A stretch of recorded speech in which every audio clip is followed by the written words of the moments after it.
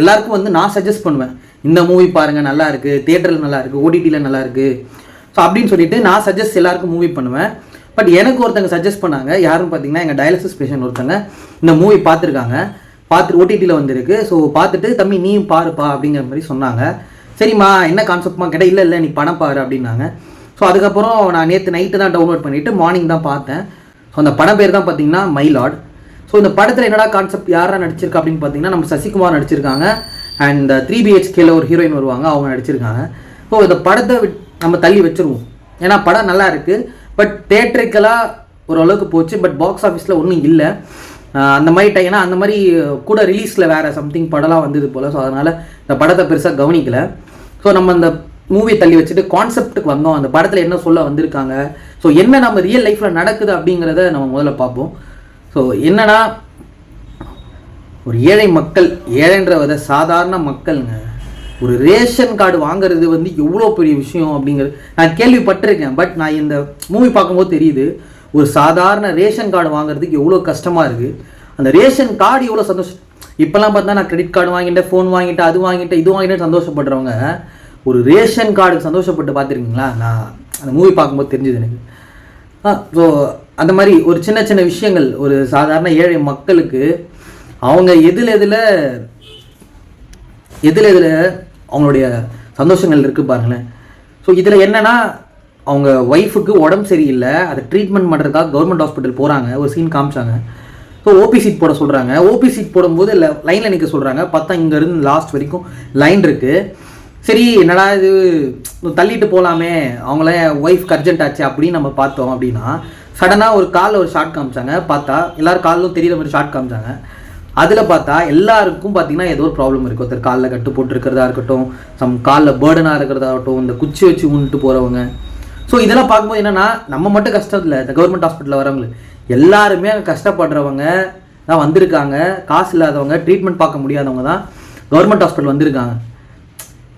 இப்போ நீங்களே ஒரு நினச்சி பாருங்களேன், ஒய்ஃப்க்கு ஏதோ பிரச்சனை, கவர்மெண்ட் ஹாஸ்பிட்டல் போகிறீங்க, கூட்டமாக இருக்காங்க, என் ஒய்ஃபுக்கு அர்ஜென்ட்டுமா நான் போட்டு போகிறேன் அப்படின்னு நம்ம சொல்லும்போது பார்த்தா அவங்களும் பார்த்தீங்கன்னா இதே பிரச்சனையில் வந்து நிற்கிறாங்க. ஏன் எனக்கும் உடம்பு சரியில்லை, ரொம்ப சீரியஸாக இருக்குது, நான் எல்லாருக்குமே இந்த பிரச்சனை இருக்குது. ஸோ அது எனக்கு ஒரு மாதிரி ரொம்ப ஒரு மாதிரி கனெக்ட் ஆச்சுன்னு தவிர ரியாலிட்டி இப்போ தான் புரிஞ்சுது எனக்கு. நான் கூட நினைப்பேன் கவர்மெண்ட் ஹாஸ்பிட்டல்ஸில் வந்து, ஏன்னா நானும் கவர்மெண்ட்டில் தான் ஒர்க் பண்ணிருக்கேன். எங்கள் வீட்டில் ஏதோ பிரச்சனை இருந்தால் கூட பார்த்தோன்னா எப்படின்னா நம்ம போயிட்டு ஒரு ஃபஸ்ட்டு ப்ரிஃபரன்ஸ் கொடுப்பாங்களே நமக்கு, அந்த மாதிரி எனக்கு இப்போ அது புரியுது, ரியலைஸ் ஆகுது. அவங்களும் இந்த மாதிரி கஷ்டத்துக்கு தானே வந்திருக்காங்க நம்மள மாதிரி அப்படிங்கிற ஒரு தாட்ஸ் தான் வந்திருக்கு. அண்ட் பார்த்தீங்கன்னா இவர் என்ன பண்ணுவார், ஒய்ஃப்க்கு ட்ரீட்மெண்ட் பார்க்க கவர்மெண்ட் ஹாஸ்பிட்டல் போவார். அங்கே வந்து ஏபி நெகட்டிவ் நினைக்கிறேன், அந்த பிளட்டு கிடைக்காது, கொஞ்சம் ரேர் பிளட் அப்படிங்கிறதுனால. அதனால் வந்து சரி கடன் வாங்கியாவது ப்ரைவேட்டில் பண்ணலாம் அப்படிங்கிறது வேறு என்ன பண்ணுவார், அந்த பிளட்டை வந்து ஒரு ஏபி நெகட்டிவ் ஒரு பேக் பிளட்டை 15,000 கொடுத்து வாங்கி அவங்க ஒய்ஃப்க்கு போட்டு விடுவார். அவங்க சிவியர் அனிமியில் இருப்பாங்க, ஹீமோக்ளோபின் 2 தான் இருக்கும் அப்படிங்கிறதுனால. ஸோ இந்த மாதிரி வந்து கடன் வாங்கி கொஞ்சம் பண்ணி ஓரளவுக்கு தேர்த்தி கூப்பிட்டு வந்துடுவார். அப்புறம் பார்த்தீங்கன்னா மறுபடியும் கர்ப்பப்பையில் கட்டி அப்படிங்கிறதுனால அதை ரிமூவ் பண்ணணும் அப்படிங்கிற ஒரு ஆப்ரேஷன் பண்ணுவாங்க. ஏன்னா எனக்கு அதை பார்க்கும்போதே தெரிஞ்சது, கர்ப்பப்பை இங்கே இருக்குது, பட் ஆனால் வயிறு இங்கே இருக்குது, ஆனால் அவங்க பார்த்தா சைடில் ஆப்ரேஷன். எனக்கு அது தெரிஞ்சிச்சு, பணம் பார்க்குறது எனக்கு தெரியுது, ஏன்னா நான் டயாலிசிஸ் டெக்கு எனக்கு எங்கே ஆப்ரேஷன் பண்ணுவாங்கன்னு தெரியும்.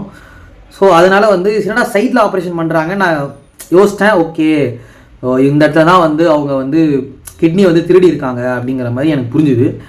ஆனால் படம் பார்க்குறவங்களுக்கு அது தெரியாதுல்ல, ஏதோ நார்மல் கர்ப்பப்பை ஆப்ரேஷன் வச்சு விட்டுருவாங்க. ஸோ என்ன பண்ணுவாங்க, கர்ப்பப்பை ஆப்ரேஷன் பண்ணிவிட்டு வந்துடுவாங்க. பட் ஆனால் அப்பவும் அவங்களுக்கு அந்த ப்ளீடிங் நிற்காது. ஸோ என்னடா அப்படின்னு நம்ம பார்த்தோம்னா, இவர் வந்து அவங்க ஒய்ஃபுக்கு செலவு பண்ணுறதுக்காக வச்சுருந்த எல்லாம் கிட்டத்தட்ட வந்து ஒரு 2 லட்ச ரூபா செலவாயிருக்கும், கந்து வெட்டிக்கு வாங்கியிருப்பார். ஸோ அதுக்கு வந்து ரீபே பண்ண முடியாமல் உங்கள் ஒய்ஃபோட கிட்னியும் உங்களோட கிட்னியும் உங்கள் ஹஸ்பண்டோட கிட்னியும் ஒன்று கொடுத்துருங்க அப்படின்வாங்க. பாருங்களேன், ஒரு கடன் தொல்லைக்காக கிட்னியை விற்க வேண்டியதாக இருக்கும். அதுவும் பார்த்தீங்கன்னா ஒரு 3 லட்ச ரூபா காசுக்கு 2 பேரோட கிட்னி. ஆல்ரெடி ஒரு கிட்னி எடுத்துட்டாங்க. ஈவன் தோ பார்த்தீங்கன்னா இன்னொரு கிட்னியும் இதை இவங்க ஓகே நான் கொடுத்துறேன்னு சொல்லியிருந்தாங்க அப்படின்னா இவங்களோட இன்னொரு கிட்னியும் போயிருக்கும், இவரோட கிட்னியும் ஒன்று போயிருக்கும். நினச்சி பார்க்குறேன், கிட்னி இல்லைன்னா எவ்வளோ கஷ்டம். ஆல்ரெடி நான் பார்த்துட்ருக்கேன், டெய்லியும் பார்க்குறேன். ஸோ இந்த மாதிரி வந்து மக்களுக்கு விவரம் தெரியாமல் எவ்வளோ விஷயத்தை ஏமாந்துட்டுருக்காங்க. இதுக்கு தான் அவங்க வீட்டில் எல்லா தலைமுறையும் படிக்க சொல்கிறதும் சரி. வந்து இப்போ ரீசெண்டாக அந்த முறைகேடுகள்லாம் நம்ம பார்த்துட்டு இருந்தோம், ஒரு ஸ்ரீனிவாச ஹாஸ்பிட்டல் நினைக்கிறேன். ஸோ அங்கே இருக்க மக்களும் இந்த மாதிரிலாம் அஃபெக்ட் ஆகிருப்பாங்கல்ல, ஒரு விவரமே தெரியாமல் கிட்னி இதுவாகிட்டு ஊரில் எத்தனை பேர் கிட்னியை கொடுத்துட்டு அது ஒரு டைலாக் வேறு சொல்லுவாங்க, இந்த பாருங்க நம்ம கடவுள் ஏன் நமக்கு வந்து ஆரஞ்சு மிட்டாய் மாதிரி 2 கிட்னி கொடுத்துருக்காரு அப்படின்னு. எனக்கு சிரிப்பு தான் வந்தது. மற்றவங்களுக்கு கொடுத்தா சந்தோஷப்படுவாங்க, நம்மளும் சந்தோஷப்படுவாங்க. மக்கள் யாரும் வந்து இந்த மாதிரி வந்து கடன் தொல்லைக்காக கடன் வாங்கிட்டோம் அதை திருப்பி கொடுக்கணுங்கிறதுக்காக உடல் உறுப்புகளை வந்து கொடுக்கக்கூடாது. அது சட்டப்படி குற்றம். அது நீங்கள் யாராச்சும் உங்களுக்கு என்ன கடன் தொல்லை இந்த மாதிரி கொடுக்குறாங்க, இந்த மாதிரி கிட்னி கேட்குறாங்கன்னா கொடுத்துடாதீங்க. ஏன்னா கிட்னி நம்ம உடம்புக்கு ரொம்ப முக்கியம். எல்லா உறுப்புகளும் நமக்கு முக்கியம்தான், பட் இருந்தாலும் கிட்னி ரொம்ப முக்கியம். இந்த படம் பார்த்து எனக்கு ரொம்ப இப்போது அந்த படத்தை வந்து அந்த டயாலிசிஸ் பேஷண்ட் பார்க்கும்போது பார்த்தீங்கன்னா எப்படி இருந்திருக்கும்ல. ஸோ இந்த மாதிரி அவங்களே ஆல்ரெடி வந்து அவங்களோட கிட்னி இழந்து 2 கிட்னி இழந்து தான் டயாலிசிஸ் பண்ணுறாங்க. அதுலேயும் பார்த்தீங்கன்னா ஒரு சில சீனில் வந்து காமிச்சாங்க எப்படின்னா அவங்க வீட்லேயே டயாலிசிஸ் பண்ணுறாங்க. யார் அதில் வந்து சம்திங் சென்ட்ரல் மினிஸ்டர் அப்படிங்கிற மாதிரி ஒரு கேரக்டர் காமிச்சாங்க. அவங்க பார்த்தீங்கன்னா வீட்லேயே அவங்களுக்கும் இந்த மாதிரி கிட்னி ஃபெயிலியர் ஆனதுனால டிரான்ஸ்பிளான்ட் பண்ணுறதுக்காக டோனர் தேடிட்டு இருக்காங்க.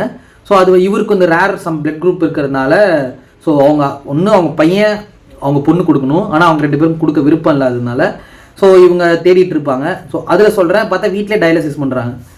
அதில் அங்கே பாருங்கள், அதில் பார்த்தீங்கன்னா அந்த டயாலிசிஸ் டெக்கை எப்படி நடத்துகிறாங்க பாருங்கள். இந்த மாதிரி வந்து பல விஷயங்கள் இருக்குது. படம் ரொம்ப நல்லா இருந்தது.